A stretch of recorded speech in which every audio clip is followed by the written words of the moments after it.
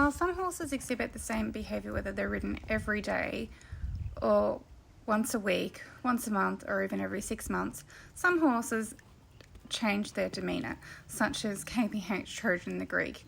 As you can see right now, he is not paying attention to my commands. He's very tight through his back and is basically being a little bit of a very disobedient horse right now. So I've created this video to demonstrate to you how I deal with this disobedience so that when I do get on him, he is going to behave himself. So as you can see, I'm always keeping him within that triangle wherever possible. So I'm in line with his shoulder, my whip's facing his hind quarter, and I'm pushing him forward and away from me at the same time. So at no point am I wanting to be stepping backwards, or I'd be encouraging him to come into my space, which is not what we want. So even with the leaping and the rearing, I'm still just wanting him to push him forward to get him moving forward so that he will warm up out of this behaviour. And then of course I'm looking for him to start to listen to my voice commands instead of cantering when he feels like it and trying to turn in towards me like he is now.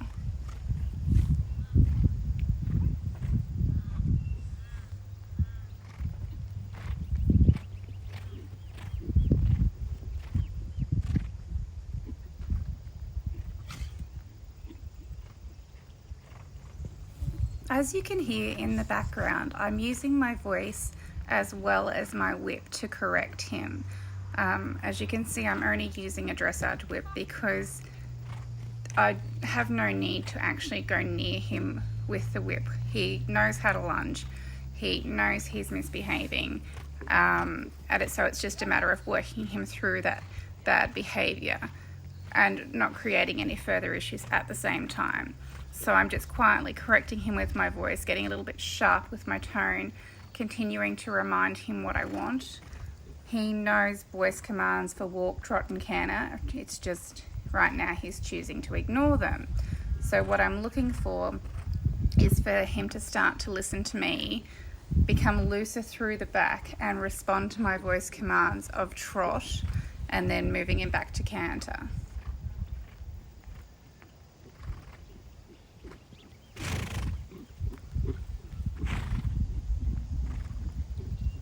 As you can see here, he's starting to relax and become more obedient to my commands.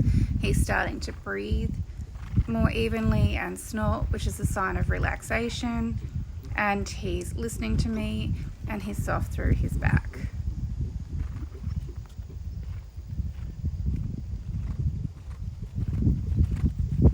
To give me that little bit more control and to keep Trojan balanced while I'm lunging him, you can see that he has one outside side rein, and then I've actually run the lunge line through the bit and attached it back to the girth for my inside rather than using an inside side rein. So I have a little bit more control over the degree of bend while the outside side rein supports.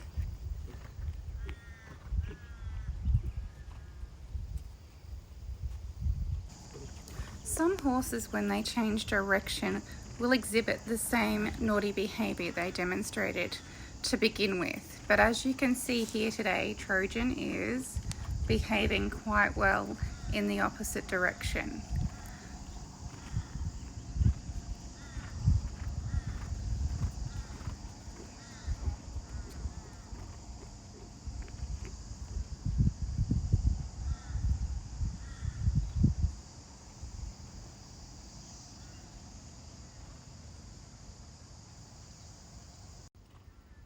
Now that I've gotten on Trojan, you can see that he's still a little bit tight through his back and not quite wanting to over-track and stretch his head and neck down.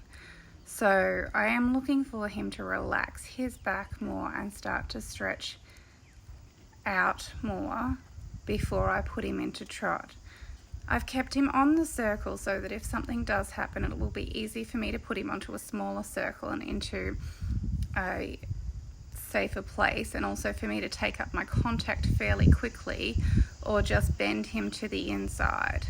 I am lucky with this horse that if he's going to misbehave, he will give me warning. So I feel quite comfortable warming him up on a long rein. But it's not something I would advise for every horse. That's something that you have to make a judgment call on. But this is how I normally warm him up, so this is how we're going to warm up today. And then as you can see, I'm just wanting him to listen to me and not just trot off because he feels like trotting off. He has to wait for my command. So I'm just doing a little softening the head and neck in and out, making sure he's soft off both reins, moving his hindquarters around, all just ensuring that he's listening to me and is on my commands. I actually normally ride this horse in spurs, so I thought leaving the spurs off for our first ride back would also be a good idea. Because he's feeling quite calm and soft, moving off my leg pressure and softening in each direction, I've decided it's time to move him into trot now. And my first judgment on whether or not that's a good idea is the trot transition itself, because this horse is training advanced, so if he cannot do a sensible walk to trot transition, for me that's a warning sign that he's still a little bit tense.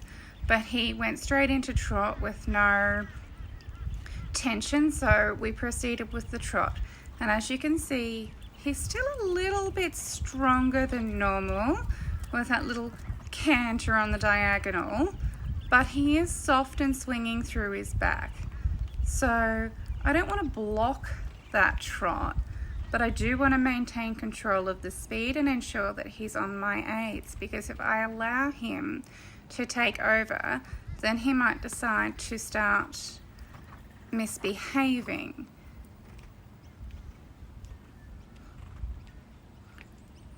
As you can see, as the ride goes on, he is starting to relax more and start to listen to me without trying to push over into the canter like he was to begin with.